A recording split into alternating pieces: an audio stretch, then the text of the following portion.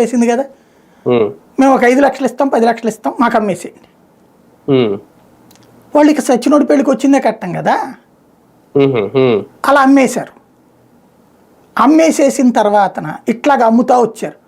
కొద్ది రోజులు పోయాక, ఒక నెల 2 నెలలు పోయాక అనుమానం వచ్చింది కొంతమందికి, ఏంది ఇది మనకేమో భూమి రాదంటున్నారు, మరి కొనుక్కున్నోడు ఎట్ట సాధిస్తాడు, ఏదో పోనీ ఒకళ్ళదో ఇద్దరిదో అనుకుంటే అనుకోవచ్చు, ఇంతమంది దగ్గర కొంటున్నారే. అక్కడ ఆయన ఎవరో ఒక రియల్ ఎస్టేట్ వ్యాపారి ఇట్లాగా మధ్యలో మధ్య దళారీగా వ్యవహరించి ఈ అమ్మేవాళ్ళు కొనేవాళ్ళది, అది వీడియోలు కూడా ఇప్పుడు బాగా సర్క్యులేట్ అయినాయి కదా, 5 లక్షల భూమి ఇదే ఆ రోజుల్లో 5 లక్షలు మొదట్లో, 10 లక్షల తర్వాత 25 లక్షలు ఎంతో వెళ్ళింది హయ్యెస్ట్.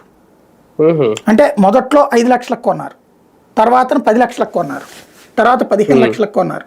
ఇట్లాగా అంటే ఇదేది తెలుగుదేశం కొనదన్నాను, తెలుగుదేశం మీద నమ్మకం ఉన్నటువంటి ఎన్ఆర్ఐలు ఇతర రాష్ట్రాల్లో ఉన్నోళ్ళు కొండ బిగించేశారు. కానీ లోకల్ పొలిటికల్ సపోర్ట్తోనే కొన్నారు. లోకల్గా ఉన్నటువంటి రియల్ ఎస్టేట్ వాళ్ళే ఆ బ్రోకర్లుగా వ్యవహరించారు. ఇందులో ఏం చేశారు, అట్లా 10 లక్షల 15 లక్షల 25 లక్షల దాకా కూడా వెళ్ళిపోయాయి.